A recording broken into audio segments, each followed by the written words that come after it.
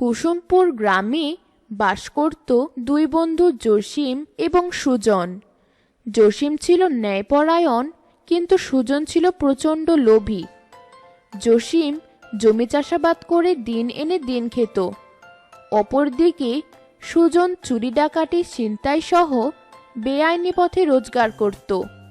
কিছু বছরের মধ্যেই সুজন অনেক টাকার মালিক হয়ে গেল, কিন্তু জসিম এখনো দিন আনে দিন খায়। দিনকে দিন তার আর্থিক অবস্থা আরো খারাপ হতে লাগলো।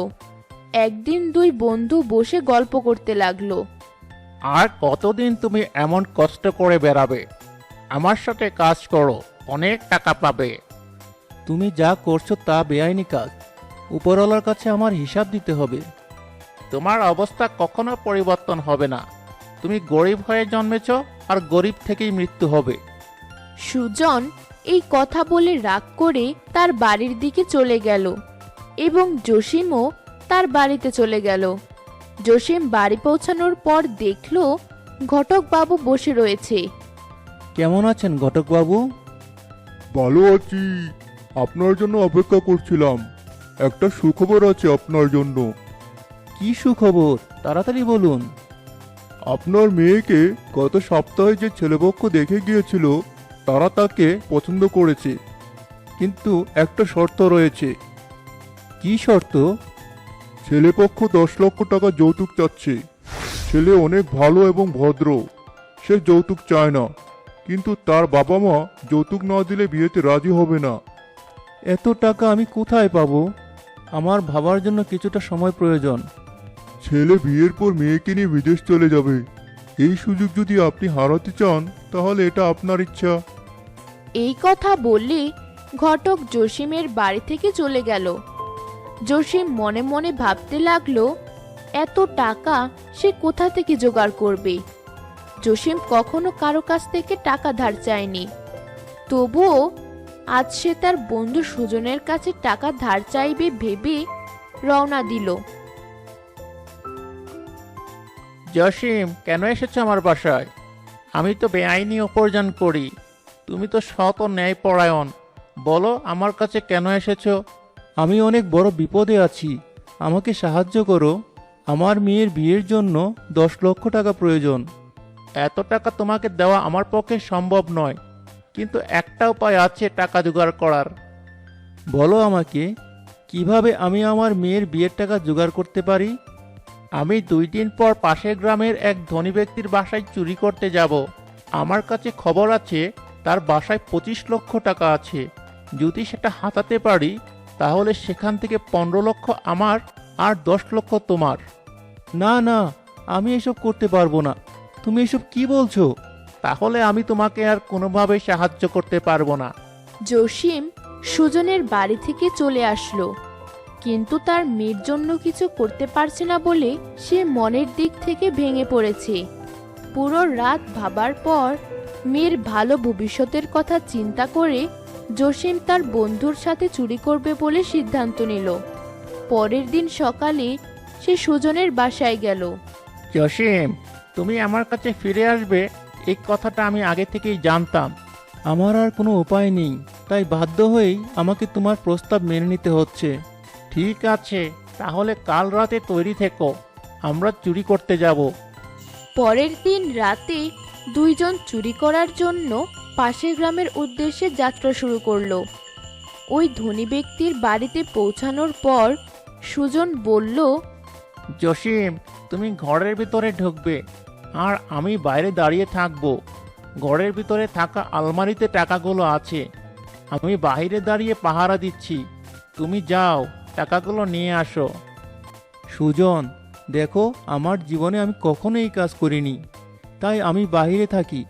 তুমি বরং ভিতরে গিয়ে টাকা নিয়ে আসো। না, তোমার মেয়ের বিবাহের টাকা জোগাড় তোমাকেই করতে হবে। তাড়াতাড়ি যাও, টাকাগুলো নিয়ে আসো। জসিম উপায় না পেয়ে ঘরের ভিতরে চুরি করার জন্য ঢুকলো, কিন্তু দুর্ভাগ্যবশত ওই ঘরের মালিক তাকে ধরে ফেলল। শোরগোল পড়ে গেল, চোর এসেছে, চোর এসেছে। সুজন তার বন্ধুকে রেখে পালিয়ে গেলে আর সবাই জসিমকে মারধর শুরু করলো। মর ওটাকে, মর, আরো জোরে জোরে মর।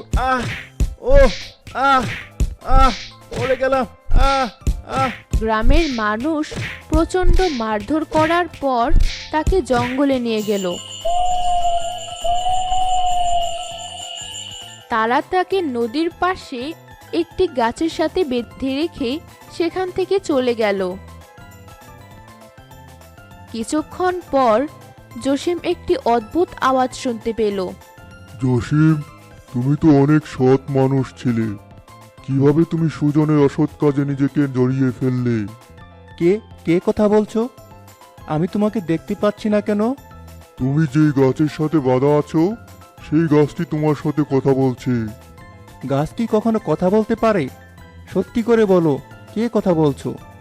আমি তোমার হাতের বাঁধন খুলে দিলাম, এখন হয়তো তোমার বিশ্বাস হবে যে আমি কথা বলছি। ধন্যবাদ, আমার বিশ্বাস হয়েছে তুমিই কথা বলছো। কিন্তু তুমি কে? কি তোমার পরিচয়? আমি এই জঙ্গলে যত গাছ আছে তাদের সবার রাজা। আমার কাছে আছে অলৌকিক শক্তি।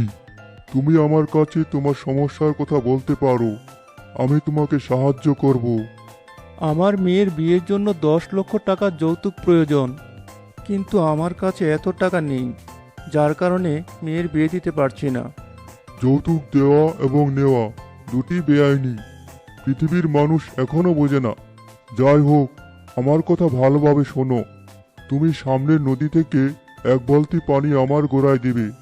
পানি দেওয়ার পর আমি তোমাকে তোমার প্রয়োজন মতো টাকা দেব, কিন্তু মনে রাখবে, বেশি টাকার আশায় যদি তুমি 1 বালতির জায়গায় একাধিক বালতি পানি আমার গাছের শিকড়ে ঢেলে দাও, তাহলে আমার মৃত্যু হয়ে যাবে আর তুমি টাকাগুলো পাবে না। অদ্ভুত গাছের কথা মতো জসিম নদী থেকে 1 বালতি পানি নিয়ে এসে সেই গাছের গোড়ায় ঢেলে দেয়। তারপরই আশ্চর্যজনকভাবে সেই গাছে টাকা জন্মাতে শুরু করে। জসিম, এখন তোমার ইচ্ছামতো টাকা তুমি নিয়ে যেতে পারো। আমার শরীরে অনেক টাকা জন্মে গেছে। জসিম তার যতটুকু প্রয়োজন ছিল ঠিক ততটুকুই টাকা নিল, এর বেশি সে কোনো টাকা নিল না। গাছে এখনো প্রচুর পরিমাণ টাকা আছে, তুমি এগুলো নিলে না কেন? সব কিন্তু অদৃশ্য হয়ে যাবে। আমার 10 লক্ষ টাকার প্রয়োজন ছিল, তা আমি পেয়ে গেছি। তোমাকে অশেষ ধন্যবাদ, আমার আর কোনো টাকার প্রয়োজন নেই। টাকা নিয়ে জসিম গ্রামে ফিরে আসলো এবং ধুমধাম করে তার মেয়ের বিয়ে দিয়ে দিল। বিয়েতে তার বন্ধু সুজনকে সে দাওয়াত করলো এবং গ্রামের সবাইকে দাওয়াত করলো। সুজন এবং গ্রামের সবাই ভাবতে লাগলো, জসিমের কাছে এত টাকা কোথা থেকে এলো। মেয়ের বিয়ে সঠিকভাবে সম্পন্ন হওয়ার পর সুজন জসিমের বাসায় আসলো। তুমি এত টাকা কোথায় পেলে জসিম? পাশের গ্রামের এক জঙ্গলে একটি গাছ রয়েছে, ওই গাছের গোড়ায় 1 বালতি পানি ঢেলে দিলেই গাছে টাকা জন্মায়। আমি এখনই যাব ওই গাছের কাছে। আরে দাঁড়াও দাঁড়াও, কথা আছে, শুনে যাও। জসিমের পুরো কথা না শুনেই সুজন তাড়াতাড়ি বাসা থেকে বেরিয়ে গেল এবং গ্রামের কয়েকজন মানুষকে সাথে নিয়ে চলে গেল সেই গাছের কাছে। সে 1 বালতি পানি গাছের গোড়ায় দেওয়ার পর গাছে অনেকগুলো টাকা জন্মালো। এই দেখে সুজন ভাবল, গাছের গোড়ায় আরো পানি দিলে আরো টাকা জন্মাবে, তখন সবগুলো টাকা একসাথে পেরে নেওয়া যাবে। সে সবাইকে নিয়ে গাছের গোড়ায় আরো পানি ঢালতে লাগলো, কিন্তু কিছুক্ষণ পরে গাছটি মারা গেল। এদিকে জসিমও সেখানে এসে উপস্থিত হলো। সে সুজনকে বলতে পারেনি যে বেশি পানি দিলে গাছ মারা যাবে। হায় হায়, তোমরা এই উপকারী গাছটাকে মেরে ফেললে। সুজন, তোমাকে পুরো কথা শুনতে বলেছিলাম, তুমি না শুনে এসে পড়েছো। এই গাছে দিনে 1 বালতির বেশি পানি দিলে গাছটি মারা যাবে, এই কথাটি তোমাকে আমি বলতে চেয়েছিলাম। সুজন, তুমি পুরো কথা শুনে আসনি দেখেই আজ আমরা টাকাগুলো পেলাম না। এই বলে সবাই সুজনকে পেটাতে লাগলো। সুজন তার লোভের কারণে নিজের ক্ষতি করলো, সাথে সাথে গ্রামবাসীরও ক্ষতি করলো। বন্ধুরা, লোভ কখনো মানুষকে ভালো কিছু দিতে পারে না।